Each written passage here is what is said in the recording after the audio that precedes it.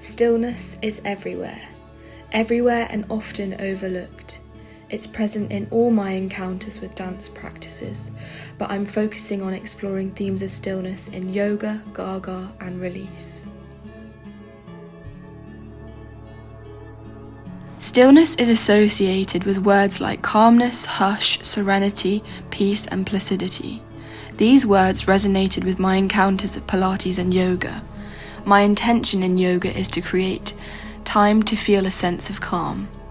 I use stillness at the start of class to have a moment of mindfulness and set goals for the practice to follow. With this time, I'm able to leave external stresses at the door. Mindfulness meditation has been reported to produce beneficial effects on a number of psychiatric, functional somatic, and stress-related symptoms, and has therefore increasingly been incorporated into psychotherapeutic programs. These moments of intentional stillness are a way to process the information I'm receiving and reflect on how I'm encountering movement. These reflections can become a way of processing and anticipating what's to come. With this time, I can think about the muscle groups I need to access and how I can gain correct alignment. Therefore, due to stillness, I can move through a class more efficiently and better prevent injury. Yin yoga is a form of yoga that requires you to hold stretches for long periods of time. Stillness, being something that is perceived as peaceful, has now transformed into something that can cause pain. In order to hold these stretches, it requires willpower, which is provided by the mindfulness element of yoga. In yin yoga, you have to learn to find comfort in the discomfort in order to deal with the stressful element of holding a stretch. Body-mind challenges the idea that the body and mind experience separately. To me, this idea is significant to my ongoing practice because it helps me understand my body. Having the awareness that if I'm feeling confident, I feel a sense of calm and my body is relaxed, my heart rate is controlled and my breathing at a steady rate, helps me endure the challenging yin stretches. If I lose this state, breath work is a really efficient way to come back to it. Co-meditation as a breathing technique complements yin yoga positions, relieving discomfort. Breath provides a natural massage to the entire body. This massage in itself is a pain reliever, signalling the nervous system that all is well. My source, the breathing book, talks about how holding breath is a contributor to pain. Instead, begin to breathe into the area where you feel the sensations, and there should be an ease in discomfort. Can the body ever be truly still? Breath remains a constant force for movement in your body. Even in a static stretch, you can see a subtle sway of the body due to the movement of the lungs. Your body is moving internally, digesting food, and your heart constantly pumping blood throughout your body. Despite this, your body can still be perceived as still by an onlooker. Maybe the body can't be still, but can the mind? Within my practice of gaga, I'm investigating the idea of being in a flow state, where the mind is still, almost as if in a trance, but the body is continuously moving. Csikszentmihalyi describes this as a state in which people are so involved in an activity that nothing else seems to matter. The experience is so enjoyable that people will continue to do it even at a great cost for the sheer sake of doing it. This idea really resonates with my practice in gaga. In the practice, because I feel consumed by the information that Gisato is feeding me, I feel so totally in my own body that my thoughts are not loud. It's almost as if the ideas I'm exploring are just my body's instinctual reaction. This can be directly related to the flow state. Csikszentmihalyi talks about our level of attention. Because we become so focused on improvisation, there is not enough attention for us to even realise our own existence. This quote is in relation to composing music, but I still think that it can be applied to the state I'm in when improvising. You are in an ecstatic state, to such a point that you can feel as though you almost don't exist. I've experienced this time and time again. My hand seems devoid of myself, and I have nothing to do with what is happening. I just sit there watching in a state of awe and wonderment, and the music just flows out of itself. This is when I believe stillness can truly exist. Your mind is so consumed by the act of moving fact that there is no room for thoughts. My mind doesn't always feel still. It's definitely investigating ideas, but I also enjoy it when I'm in flow.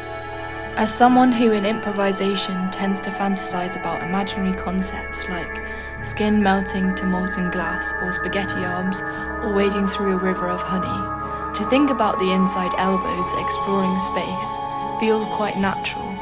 Yet this idea is extraordinary and opens up so many possibilities. The nature of the class is to not overthink and just go with it.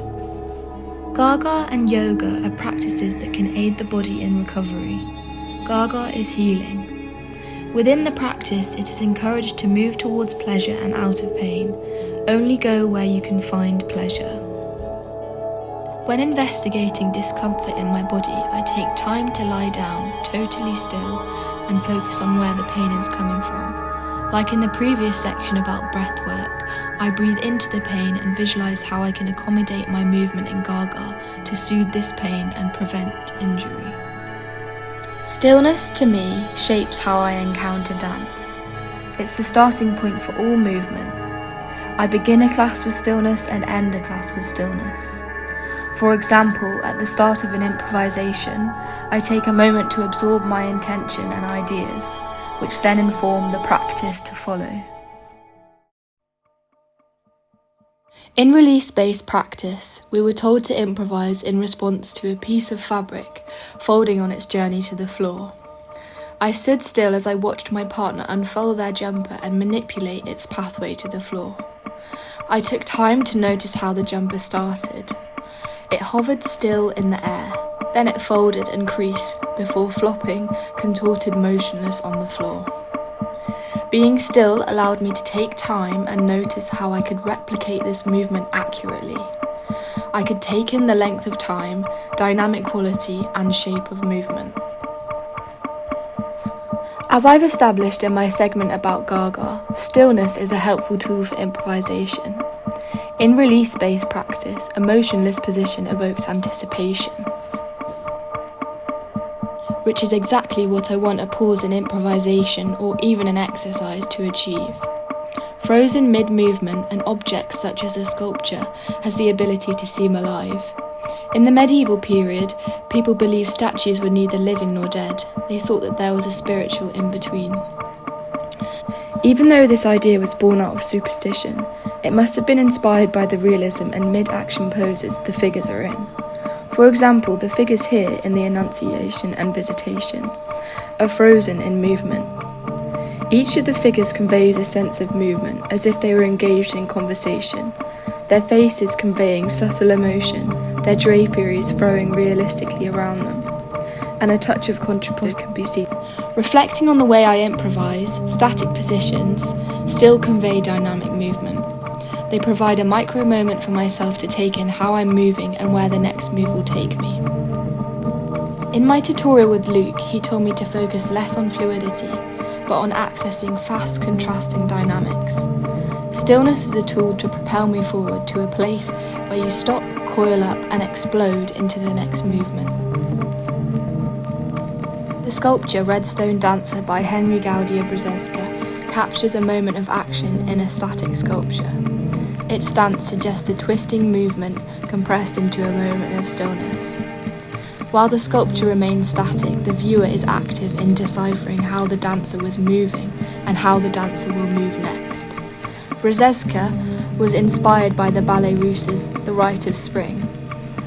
The sculpture echoed the flat-footed inward toe-turn stances of the dancer. I am fascinated with how a static position can convey such dynamism and try to embody this in my improvisational practice.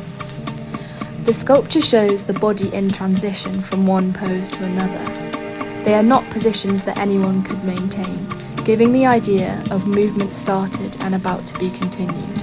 Gaudia Brzeska was obsessed with movement, stating movement is the translation of life, and if art depicts life, movement should come into the art, since we are only aware of life because it moves.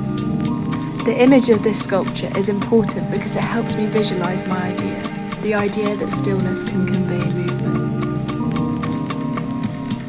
Stillness is a transitory state. Release technique was pioneered by Mary Fulkerson and Joan Skinner.